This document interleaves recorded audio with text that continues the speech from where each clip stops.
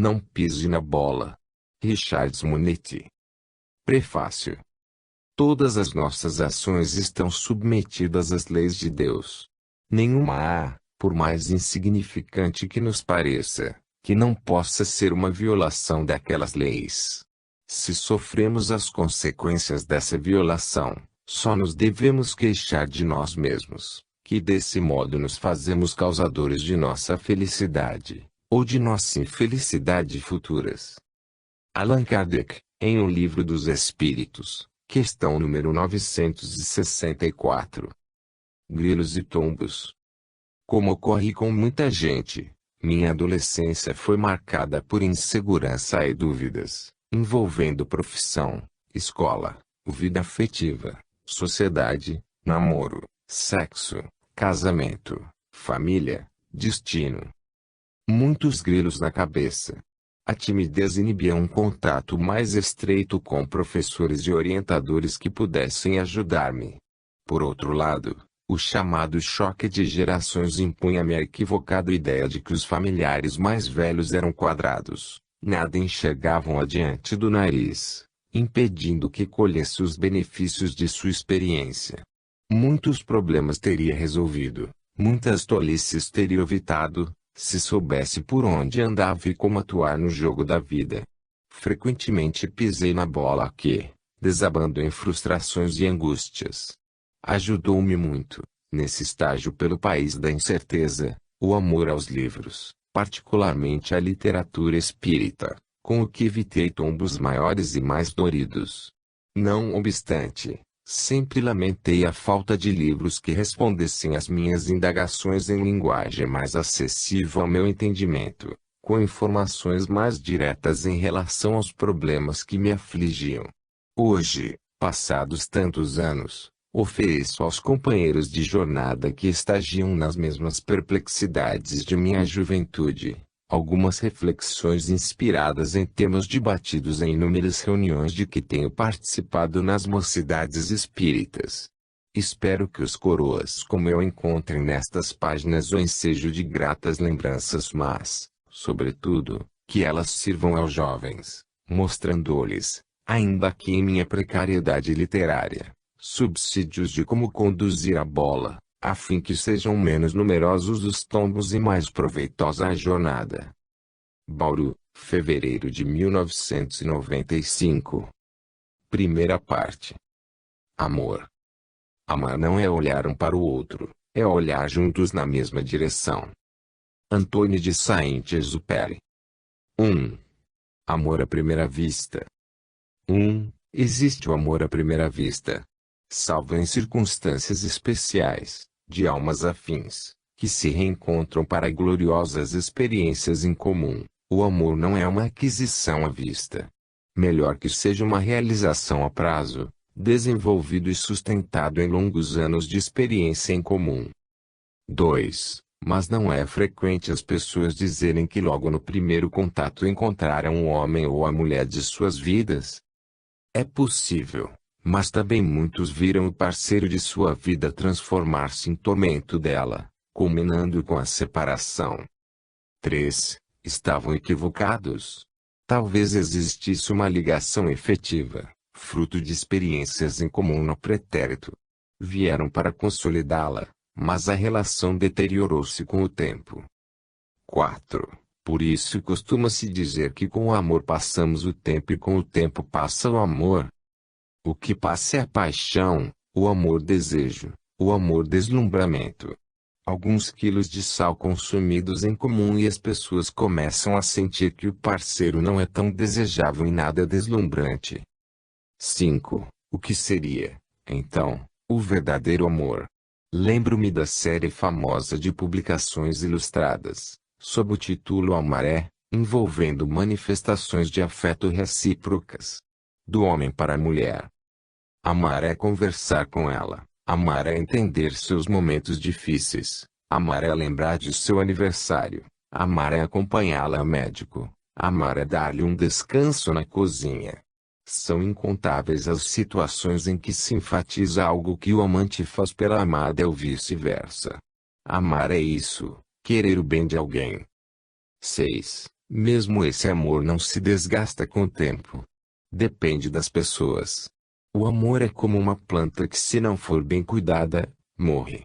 Muitos casais, unidos por legítimos laços de afetividade, acabam vendo o amor fenecer por falta de cuidado e atenção. 7. Por que isso acontece? Porque as pessoas se envolvem muito com seus negócios, seus interesses pessoais, suas paixões, e não deixam espaço para cultivar o amor. 8. Não são as dificuldades de relacionamento que acabam por provocar as tormentas do amor? As pessoas se amam muito, mas, de repente, descobrem que são muito diferentes. O homem e a mulher se completam justamente porque são diferentes. Pretender que tenham identidade plena de interesses e aptidões seria contrariar a própria biologia. Se o amor for bem cultivado, com os defensivos da compreensão, do respeito e da tolerância, não haverá espaço para as ervas daninhas do desentendimento, que matam o amor.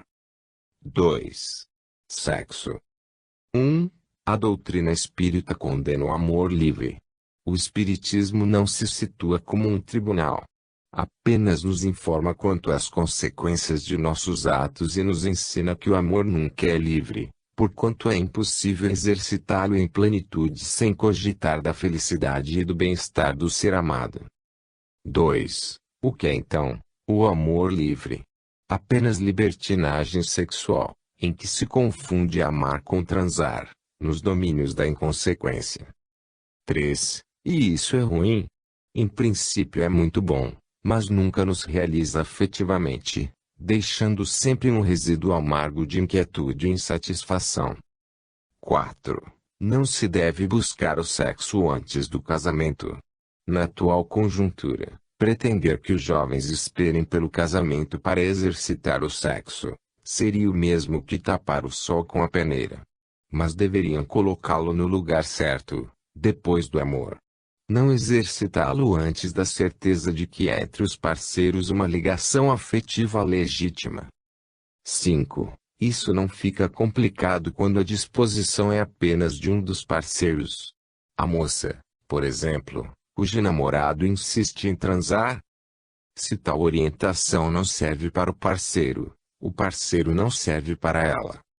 6. Tal comportamento pode parecer fácil na teoria. Na prática não é assim, porquanto há um estímulo, quase uma indução à promiscuidade. É um problema de consciência, um caminho a seguir. Nunca foi fácil remar contra a correnteza. Jesus dizia que tudo é possível àquele que crê. Se estivermos convictos de que esse é o caminho, chegaremos lá. 7. Normalmente, logo nos primeiros contatos, os rapazes querem ir para o motel. Se a jovem se recusa, perdem o interesse. Como lidar com esse problema quando ela se sente atraída por alguém que age assim? Se houver nele um sinal de vida inteligente, algo além do mero comportamento instintivo de macho obtuso, gostará de vê-la resistindo e mudará suas disposições. Se não mudar, a jovem deve partir para outra. Atração irresistível é filha de devaneios fantasiosos. 8. E quando o jovem não consegue passar sem o sexo promíscuo? Experimente ocupar seu tempo em atividades produtivas, relacionadas com estudo, realização profissional, atividade religiosa, exercício do bem. Pensamento vazio é forja do demônio, diz o velho ditado. Saem dela as brasas mais ardentes do desejo sexual. 3. Concepção. É possível um espírito reencarnar sem programação prévia? As estatísticas dizem que sim.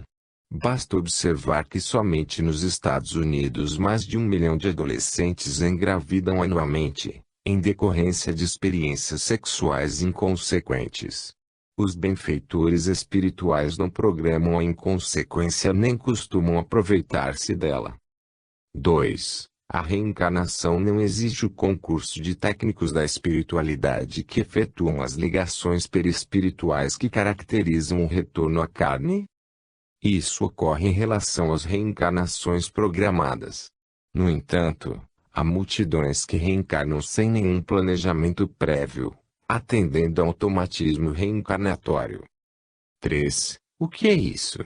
A comunhão sexual estabelece um campo vibratório que atrai a reencarnação espíritos associados psiquicamente ao casal.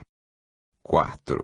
Considerando-se que os motéis são frequentados por espíritos viciados e pervertidos, pode um deles ser atraído à reencarnação pelo casal que lá se entrega aos prazeres do sexo. Pode acontecer, desde que exista a associação a que nos referimos, que pressupõe um relacionamento anterior, na vida atual ou pretérita. 5. Se a concepção ocorre num motel, estaremos sempre diante de reencarnante menos evoluído. Não necessariamente. Embora as condições não sejam favoráveis, um espírito evoluído pode submeter-se àquela contingência, se julgar oportuno. Considere-se, ainda, que a ligação perispiritual que caracteriza a reencarnação pode ocorrer horas depois de fecundado o óvulo, já fora daquele ambiente. 6.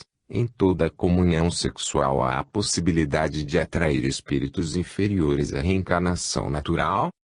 Se o casal cultiva valores de discernimento, numa união estável, levando a sério seus compromissos, sua intimidade é sempre preservada. Estará protegido pelo padrão vibratório de seu lar, que impede a invasão de entidades perturbadas ou perturbadoras. 7. E quanto aos mentores espirituais que colaboram nas reencarnações programadas, estes obviamente também preservam a intimidade do casal, tomando as providências necessárias, como já comentamos, após a comunhão sexual. 8. Que dizer dos casais que têm o hábito de assistir, no lar, em vídeo, a filmes pornográficos, sob a alegação de que isso lhes estimula um relacionamento sexual satisfatório? Trazer para o lar o ambiente do motel, cultuando a pornografia, é abrir as portas a espíritos desajustados que ali semearão perturbações e desequilíbrios. Pagar-se alto preço por esse desejado estímulo. Melhor fariam se cultivassem carinho, compreensão, respeito, amizade, os melhores estimulantes para um relacionamento sexual feliz e satisfatório. 4. Gravidez indesejada. 1. Sou solteira, estudante, 17 anos. Estou grávida. Porque Deus fez isso comigo. Se você sai na chuva e se molha ou põe a mão no fogo e se queima, pode culpar Deus. Qualquer adolescente sabe que a relação sexual envolve a possibilidade de concepção. 2. Mas não é tudo programado pelos espíritos prepostos de Deus? Não confunda os programas de Deus com os programas dos homens. Deus sustenta a vida, mas sua manifestação, condição e qualidade dependem de nossas iniciativas. 3. Se não é pela vontade de Deus que fiquei grávida, então posso abortar e livrar-me do problema. Deus nos consente fazer o que desejamos, embora nem sempre façamos o que Ele deseja. Transar indiscriminadamente, por exemplo. O mal está em fazer o que Ele não deseja nem consente. Aqui situa-se o aborto. No primeiro caso temos uma experiência que acabará nos ensinando que o sexo não deve ser inconsequente. No segundo temos um lamentável gesto de rebeldia e crueldade para com o filho asilado em seu ventre. 4. Vai complicar. Meus pais querem que eu aborte. Os problemas que enfrentará com seus pais são insignificantes, diante dos que resultam do aborto. 5. E se eu procurar um bom médico? Nenhum médico a livrará das consequências funestas do aborto, que é crime diante das leis divinas. 6. Isso não importa agora. Quero resolver o presente. Do futuro cuidarei depois.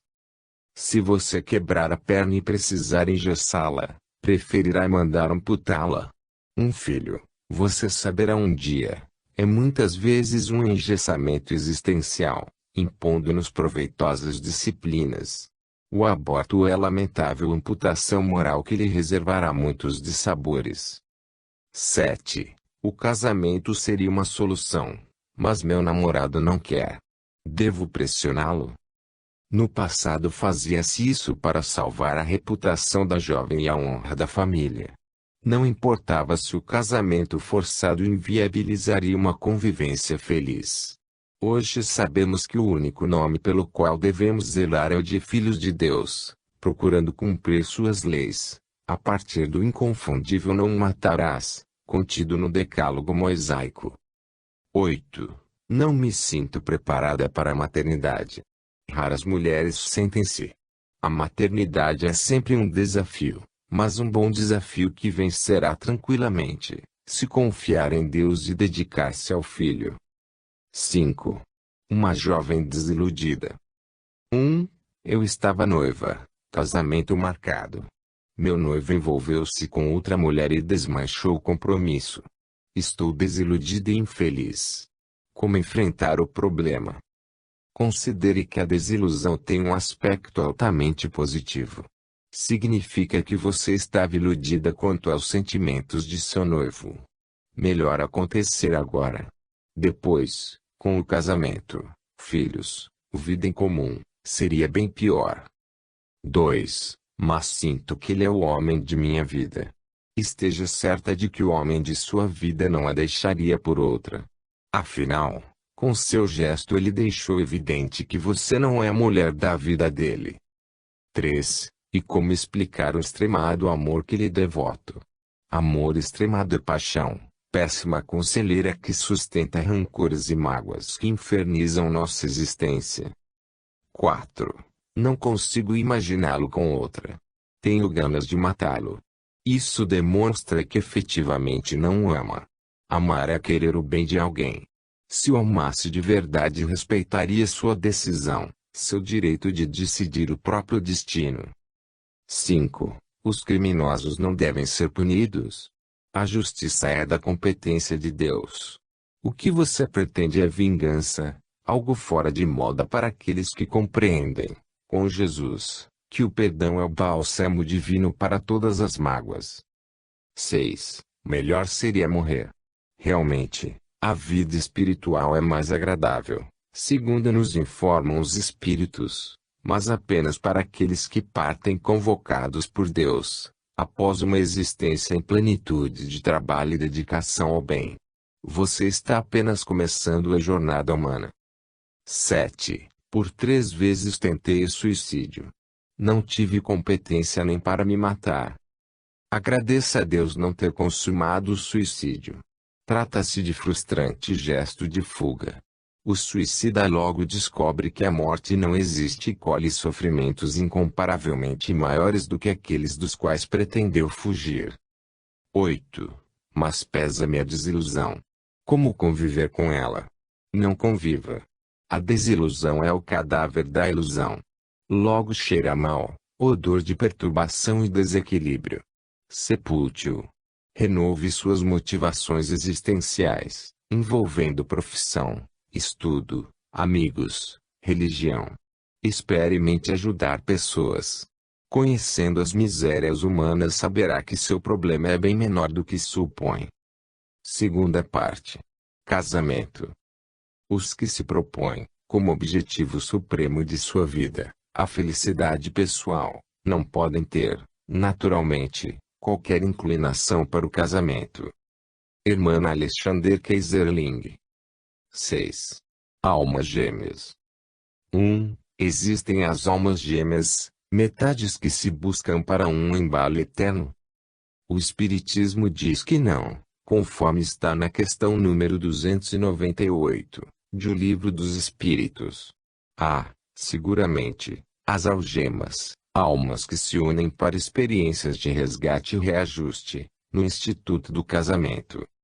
2. Então essa história de cara metade é furada? Não inteiramente. Se há respeito, carinho, compreensão entre os cônjuges, natural que usem essa expressão reciprocamente. Se acirram-se desentendimentos, em clima de guerra doméstica, a cara metade costuma transformar-se em metade cara, em face do desgaste emocional e espiritual dessa convivência. 3. Por isso costuma-se dizer que o casamento é como uma fortaleza sitiada. Quem está fora quer entrar.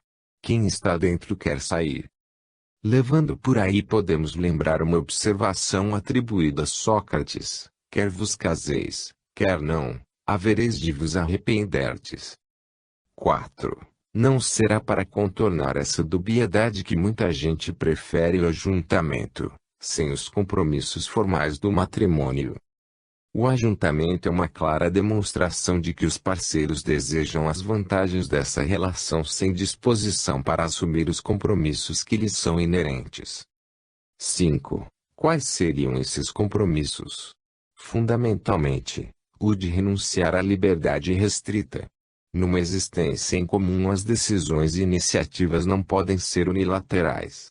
Há que se harmonizarem necessidades e aspirações de ambas as partes. 6. Mas isso não pode estar presente também no ajuntamento. Talvez, mas é difícil. Implicitamente as pessoas que partem para um ajuntamento estão dizendo: vamos experimentar. Se você não invadir meu espaço, se não interferir em minhas iniciativas, se atender às minhas expectativas, ficaremos juntos. É um mau começo. 7. Até que ponto o casamento altera essa concepção? O casamento é uma demonstração recíproca de confiança na solidez da relação. Ao assinar o contrato matrimonial, os nubentes atestam que estão dispostos a enfrentar juntos as lutas da existência e compor um agrupamento familiar, marcado pela presença de filhos, com todas as responsabilidades que lhes são inerentes. 8. Como superar as divergências, a caminho de uma harmonização na vida familiar. O primeiro passo, o mais importante, é superar o comportamento egoístico. Mudar a conjugação, no verbo de suas ações. Nunca na primeira pessoa do singular, eu, sempre na primeira do plural, nós. Que sejam almas gêmeas nesse empenho e viverão felizes. 7. Casamento planejado. 1. Os espíritos que reencarnam planejam seu casamento na Terra. Sim, quando esclarecidos e conscientes de suas necessidades, o que não ocorre com multidões que retornam à carne atendendo ao automatismo reencarnatório. 2. Não há da parte dos mentores espirituais o cuidado de planejar algo a respeito.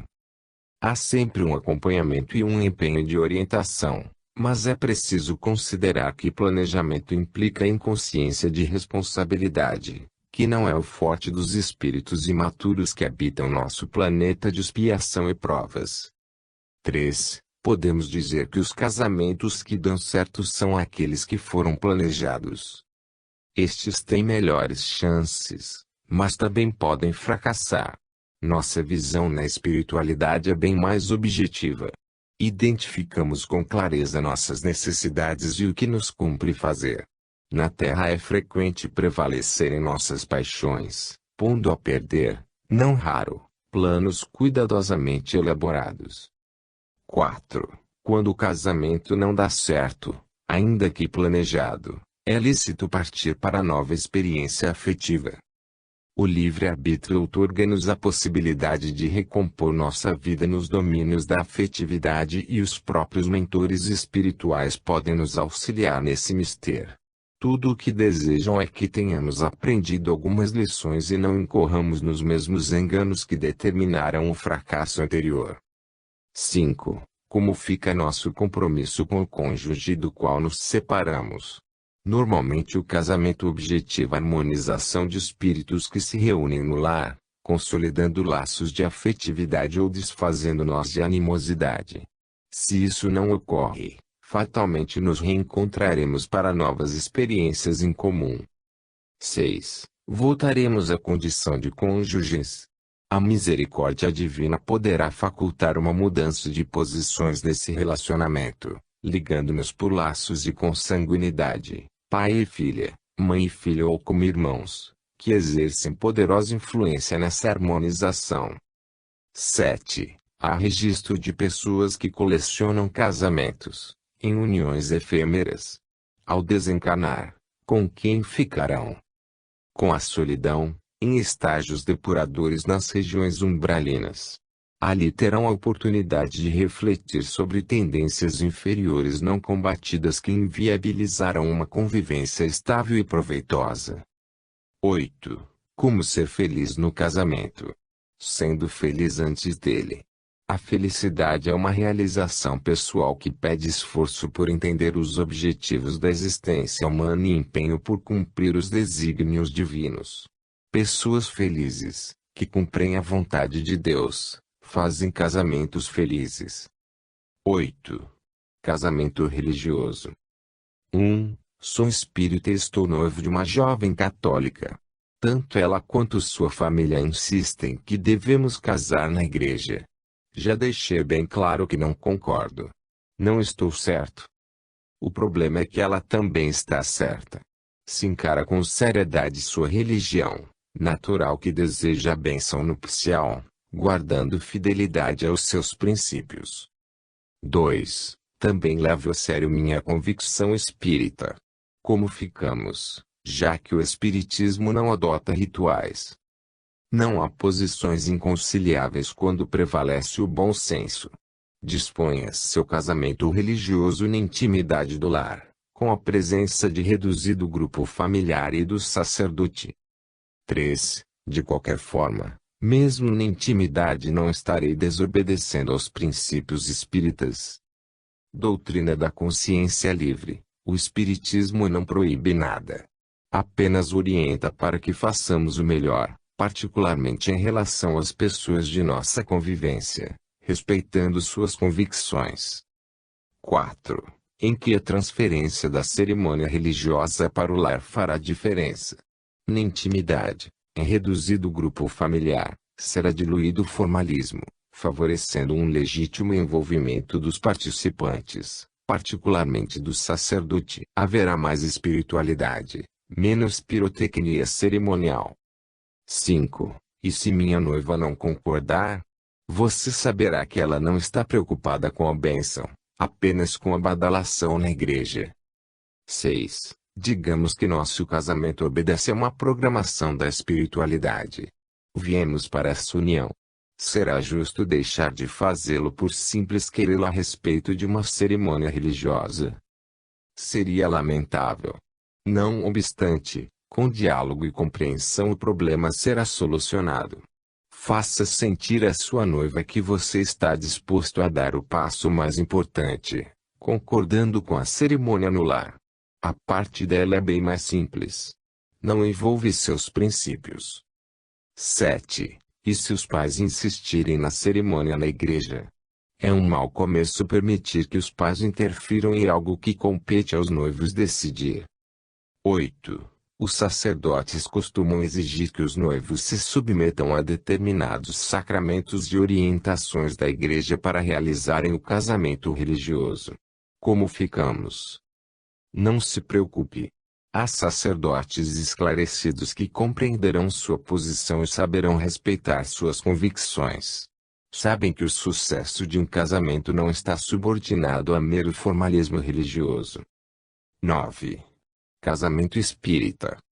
1. Porque não há casamento religioso no espiritismo. Como ensina Jesus, toda adoração, no propósito de uma comunhão com Deus, deve ser um ato do coração, sem envolvimento com cerimônias e rituais. 2. Mas não é razoável que alguém diga algumas palavras e faça a evocação das bênçãos divinas para os nubentes. Sem dúvida. É muito importante, mas deve ser exercitado pelos próprios noivos. 3. Qual o inconveniente de um oficiante? Transferindo para alguém essa evocação, os noivos passam a condição de meros espectadores de uma função de que lhes compete desempenhar. Por outro lado, o oficiante, à custa de repetir sua participação, acaba decorando belos discursos e lindas orações que pronuncia mecanicamente, sem nenhum envolvimento com o que diz. Falta a cerimônia, então, o essencial, sentimento, sem o que não há ligação entre a terra e o céu. 4. O que deve ser feito no propósito dessa comunhão? Que na intimidade, apenas com os familiares mais chegados, Os noivos propõem-se a dizer, cada um por si, algo relacionado com o casamento, de seus propósitos, das contribuições que pretendem efetuar, em moedas de compreensão, respeito, amizade, em favor da vida em comum, com a evocação das bênçãos de Deus. 5. Os próprios noivos seriam os oficiantes. Não diria oficiantes, já que não há nenhum formalismo, nenhuma cerimônia. Apenas um ato de adoração, de elevação do sentimento, a busca das bênçãos divinas em legítimo ato do coração. 6. Você não acha que a maioria das pessoas que se casam não estão preparadas para esse tipo de evocação? Preparo para dizer algumas palavras. Preparo para pedir as bênçãos de Deus? O que pode existir é alguma timidez, algum constrangimento. Justamente por isso deve-se fazê-lo na intimidade, sem badalações, sem muita gente. Em última instância, que os noivos o façam a sus. 7. Esse ato de adoração exercitado pelos noivos seria uma garantia de um casamento feliz? Seria a garantia de um bom começo, em perfeita comunhão com a espiritualidade maior. 8. O que mais seria preciso? Sustentar essa comunhão com o empenho sempre renovado da oração, da sinceridade de propósitos, da fidelidade, da confiança mútua, na consolidação do casamento ideal, uma união de almas, que se afinizam nos mesmos propósitos de uma vivência legitimamente cristã. 10. Orientação religiosa. 1. Quando marido e mulher não têm a mesma religião, sempre surgem atritos quanto à orientação religiosa dos filhos.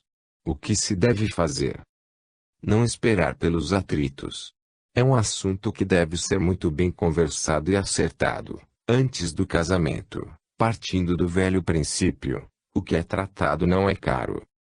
2. Não seria melhor deixar os próprios filhos decidirem mais tarde, evitando problemas? Um dos maiores problemas do adolescente é a falta de orientação religiosa. Deixar de ministrá-la é crime de lesa criança.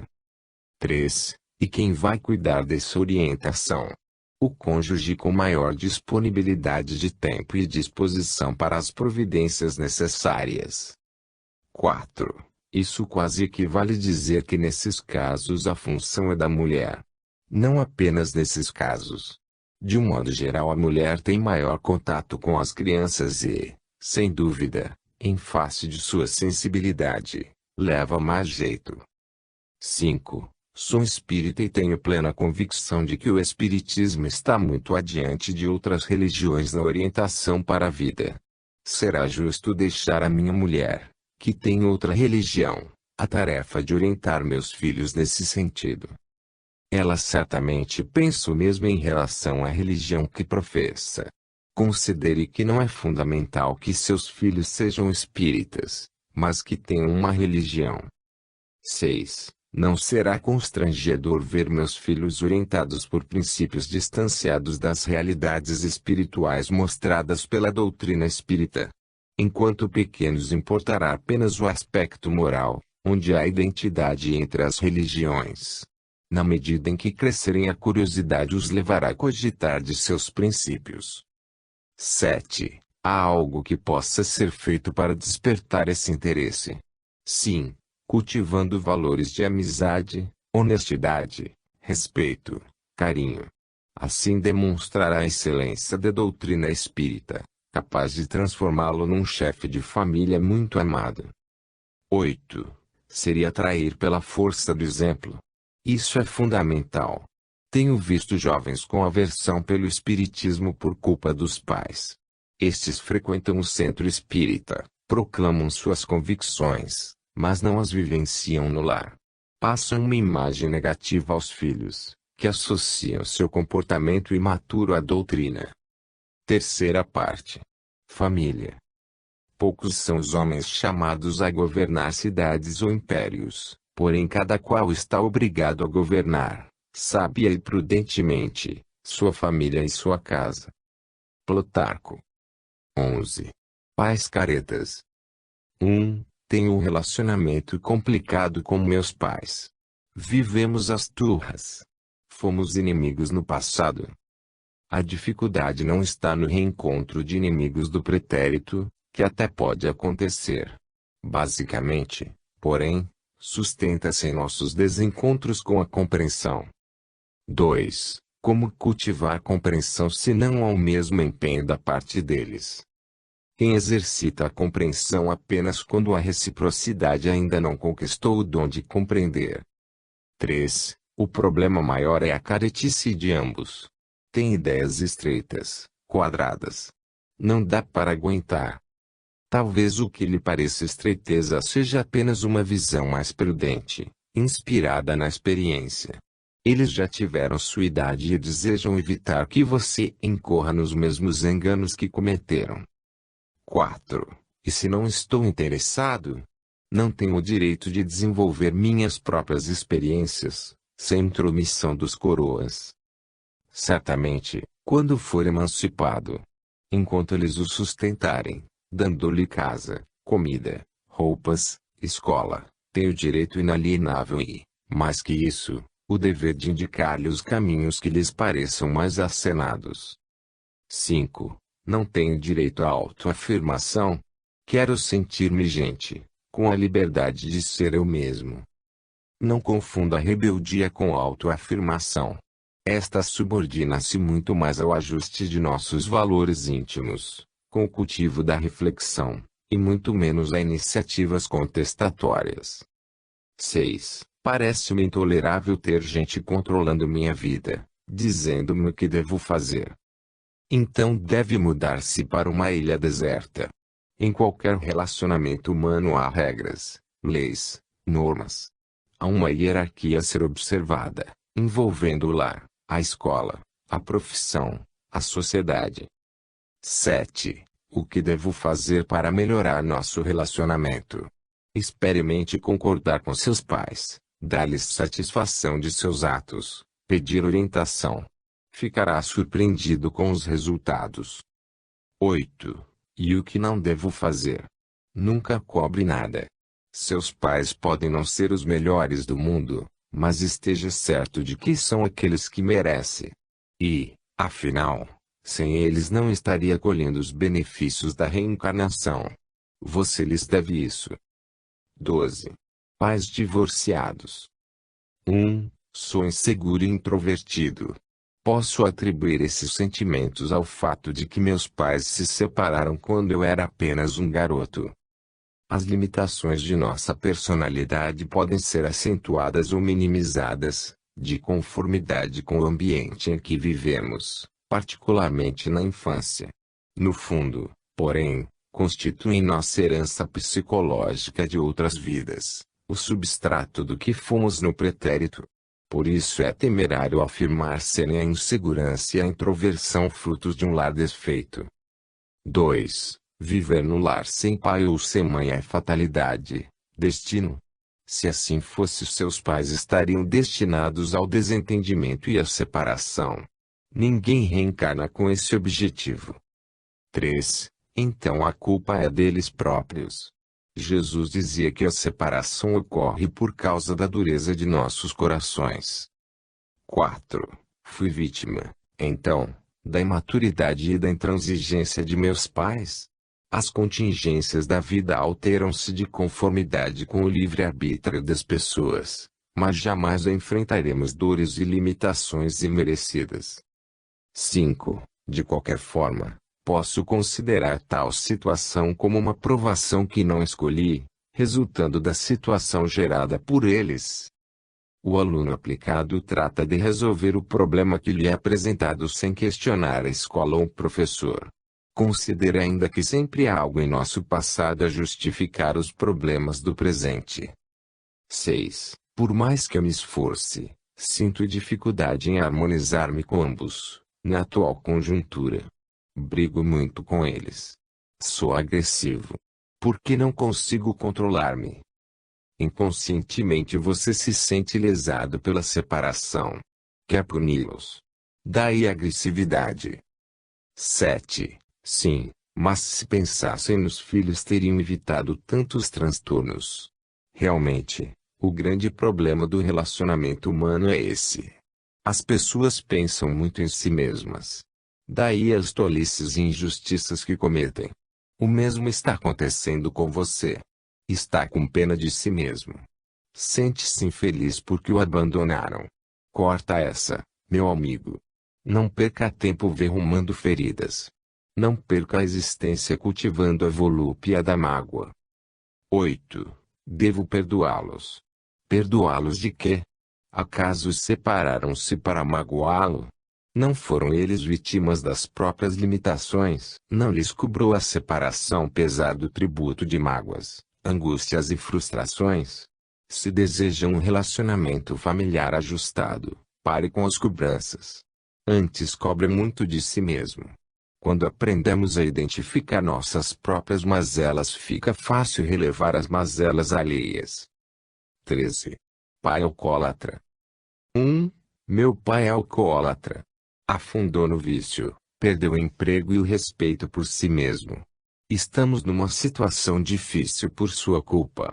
Já estivemos em boa situação. Sobrevivemos com o esforço de 2 irmãos mais velhos. Por mim o expulsávamos de casa. E se ele tivesse câncer? Certamente você se compadeceria, procuraria cercá-lo de cuidados. 2. Ele não tem câncer. É apenas um fraco que se deixou dominar pela bebida. Não merece compaixão. Engano seu. Saiba que o alcoolismo é classificado pela medicina como doença grave, problemática, incurável e de difícil controle. 3. Ainda que seja uma doença, não consigo aceitar que um homem forte e decidido como ele tenha se deixado dominar tão intensamente, a ponto de destruir sua vida e complicar a nossa. Jesus ensinava que não devemos julgar. Você não sabe de suas limitações, de seus problemas íntimos, nem das forças espirituais que o assediam. 4. Está querendo situá-lo como vítima. Todo viciado é uma vítima de si mesmo, de suas tendências, em princípio. Vítima depois dos condicionamentos e de tenebrosas influências espirituais.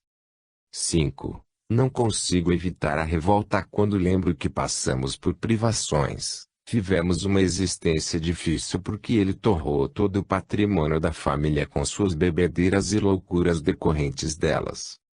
Ninguém passa por provações imerecidas. Vocês não estariam vinculados a seu pai sem razão ponderável. Cuidado com a revolta. Quando alimentamos a vida fica intolerável. 6. Tudo seria diferente se ele tivesse juízo. Seria diferente se você não o desprezasse. Se tentasse aceitá-lo como alguém que precisa de você, de sua mãe e irmãos. 7. Como vamos dar-lhe o carinho que nunca recebemos, a ajuda que sempre nos negou, o apoio que nunca se colocou em condições de nos oferecer? Exatamente isso, não teve condições. Segundo Jesus nos ensina, não podemos exigir das pessoas mais do que podem dar, que nos ofereçam o que não possuem. Seu pai é um doente que precisa disso tudo e se você e seus familiares não estão dispostos a ampará-lo, deixam passar excelente oportunidade de vivenciar os ensinamentos cristãos. 8. O que poderemos fazer em seu benefício? Sob o ponto de vista médico e psicológico, procurem orientação.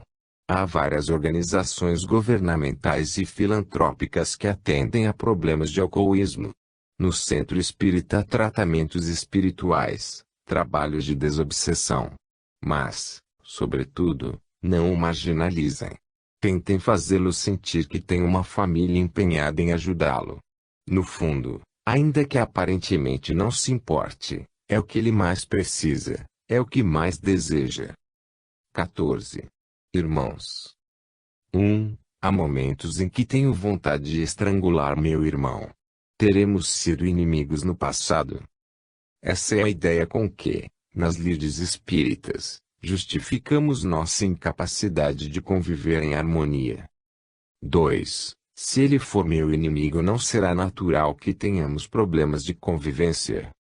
Deus seria um sádico se fosse essa a intenção. 3. Mas não é assim que pagamos nossas dívidas. Só pagam dívidas os que cultivam a paz. Em estado de guerra apenas complicamos nosso futuro. 4. Se a dificuldade de convivência não decorre de passadas divergências, qual a sua origem? Falta de educação. 5. Eu me considero uma pessoa educada. Tenho escolaridade, frequento as reuniões da mocidade espírita, cultivo a oração. Isso tudo é muito bom, mas exprime apenas verniz, a parte exterior de nossa personalidade.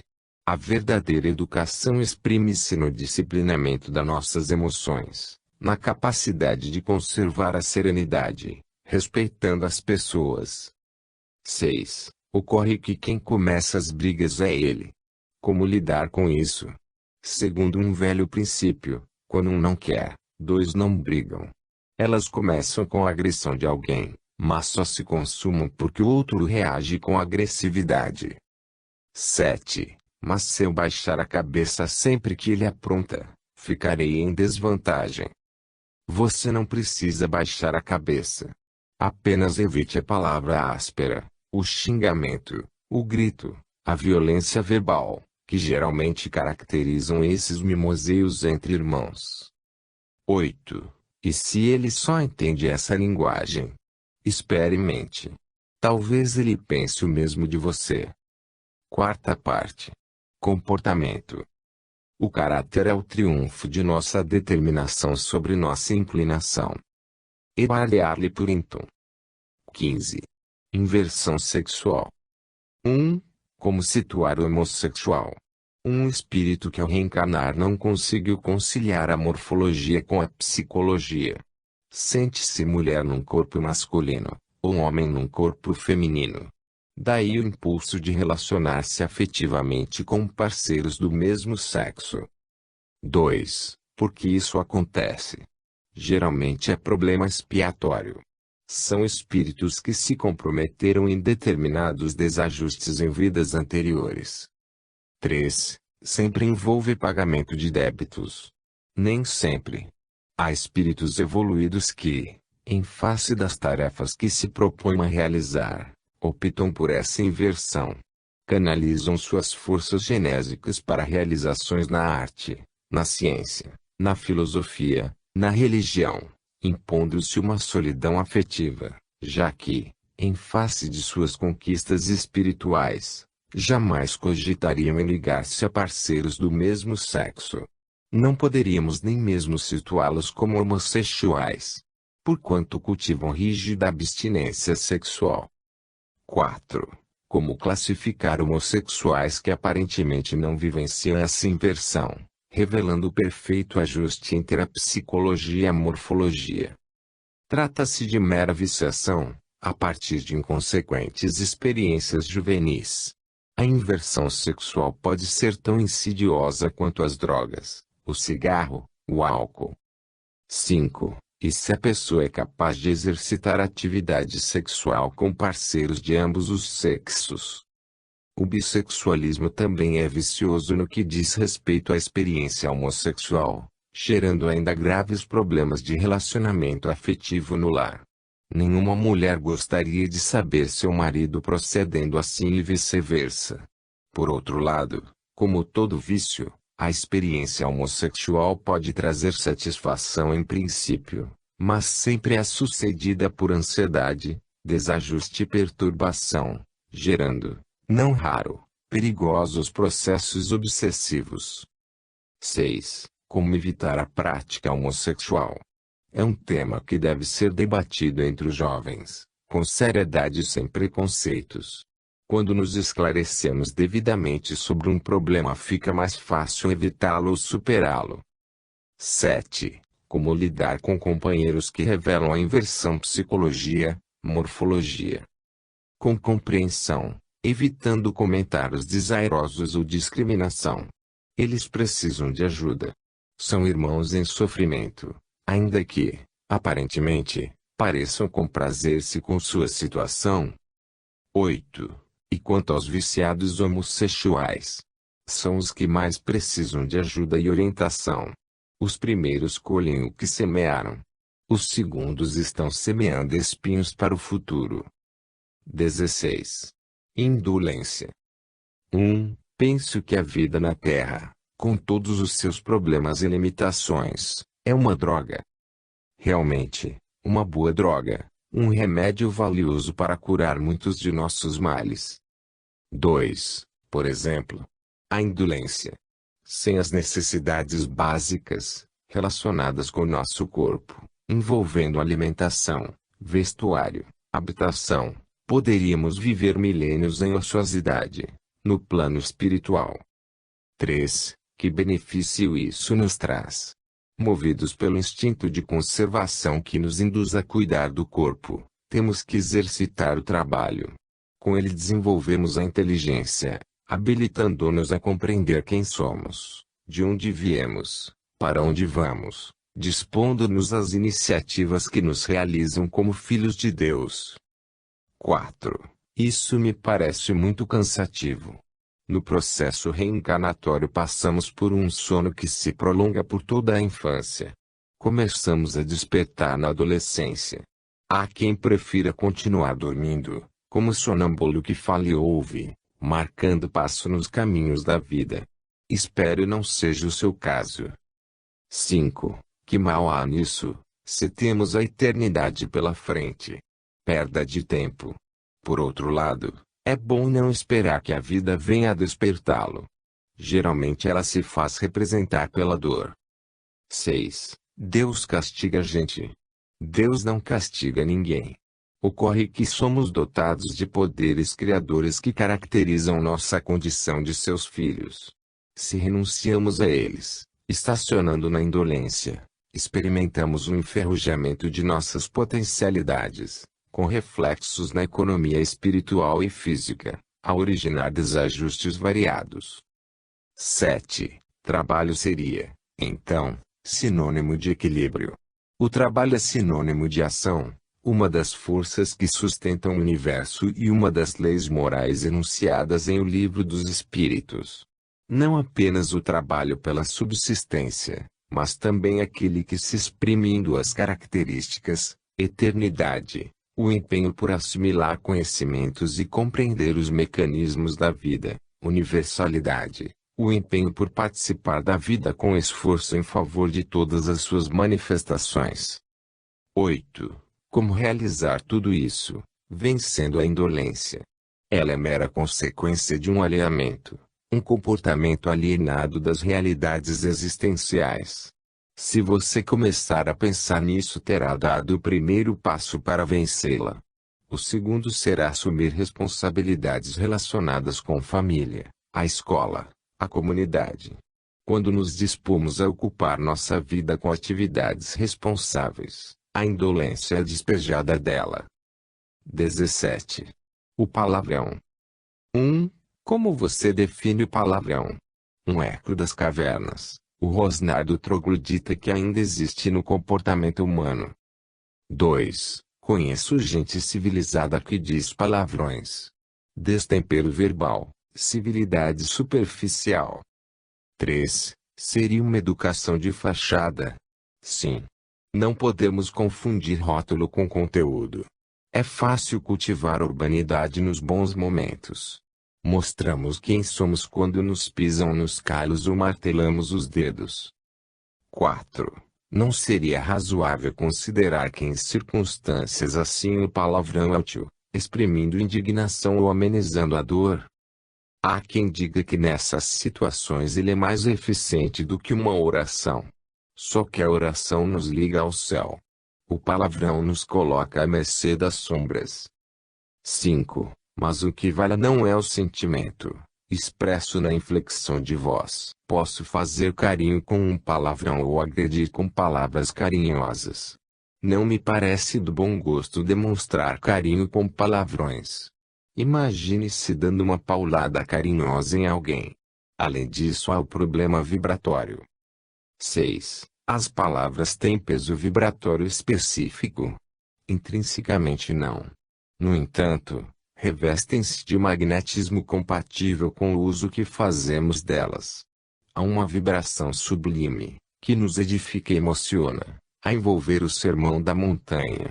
Quando lemos contritos, sintonizamos com a vibração sublime de milhões de cristãos que ao longo dos séculos se debruçaram sobre seus conceitos sublimes, em gloriosas reflexões. 7. Considerando assim, imagino a carga deletéria que há no palavrão mais usado, em que homenageamos a mãe de nossos desafetos. Sem dúvida, além de nos colocar abaixo do comportamento do troglodita, já que este agredia seus desafetos, não a mãe deles. 8. Você há de convir que é difícil abolir o palavrão inteiramente. Há todo um processo de condicionamento, o ambiente. Lá em casa, por exemplo, ele corre solto. Isso é relativo. Venho de uma família de italianos da Calábria, um povo que cultua doidado palavrão. Alguns tios meus, em situação de irritação extrema, dirigiam impropérios a Deus. Desde cedo, vinculando-me ao espiritismo, compreendi que esse tipo de linguajar não interessa ao bom relacionamento familiar e muito menos à nossa economia espiritual. 18. Vícios. 1. O que você acha do cigarro? Como dizia velho confrade, o cigarro é esse enroladinho de fumo que tem uma brasa de um lado e um bobo do outro. 2. São milhões de bobos no mundo. Em relação aos vícios existem em quantidade bem maior do que você imagina. Vastíssima parcela da população insiste em ouvir o canto da sereia, que representa o apelo às delícias da vida, mergulhando em tormentosos abismos. Procuram prazer no cigarro, no álcool, nas drogas, colhendo em breve doenças e sofrimentos. 3. Porque os coroas ficam cutucando a gente em relação ao assunto. Afinal, também não cultivaram ou cultivam viciações. Justamente por isso devem ser ouvidos. Sentem na própria pele as consequências do vício. 4. E daí, não temos o direito de colher nossas próprias experiências? Sem dúvida. Afinal, uma câncer no pulmão, uma cirrose hepática, um distúrbio nervoso e tantos outros males provocados por cigarros, bebidas e drogas talvez não lhe pareçam um preço muito alto a ser pago em futuro próximo pela satisfação efêmera do presente. 5. Admitindo que você tem razão, como vencer essa dependência? Parece algo obsessivo, quase uma segunda natureza. Toda pessoa que se inicia no vício é um obsidiado em potencial. Há viciados do além que transformam os da terra em instrumentos para a satisfação do vício, numa associação psíquica que é uma espécie de transe mediúnico às avessas. Na função normal, o médium capta as impressões do espírito. Na comunhão obsessiva o espírito colhe as sensações do viciado. 6. Tenho, então, parceiros invisíveis, como aproveitadores de uma bituca. Isso mesmo. Dá a falharem frequentemente os tratamentos de desintoxicação do viciado. A pressão espiritual é muito forte. 7. Os parceiros invisíveis não deixam. Os espíritos não têm o poder irresistível de nos induzir ao vício ou alimentá-lo. É que dificilmente o viciado se convence de que é imperoso deixar o vício, em favor de sua saúde. No fundo sempre imagina que não é tão mal assim. 8. O que deve fazer o indivíduo que quer vencer o cigarro, as drogas, o álcool? Há vários métodos, mas o que realmente funciona começa a partir de uma firme determinação nesse sentido. É preciso orar muito, ligando seus benfeitores espirituais que trabalham por sua recuperação. Frequentar reuniões de assistência espiritual, no centro espírita. Submeter-se ao passe magnético. Confiar em si mesmo e valorizar suas potencialidades como filho de Deus. Repetir sempre, com a proteção divina hei de conseguir. Como está em o Evangelho segundo o Espiritismo, ajuda-te que o céu te ajudará. Pode parecer careta, mas funciona. 19. A mentira. 1. Como situar a mentira? Um dos piores flagelos da humanidade, presente em todas as culturas, o profeta Isaías afirma taxativamente que todo homem é mentiroso. Refere-se, obviamente, ao gênero humano. As mulheres adoram fofocas e boatos, que raramente guardam fidelidade plena à realidade dos fatos.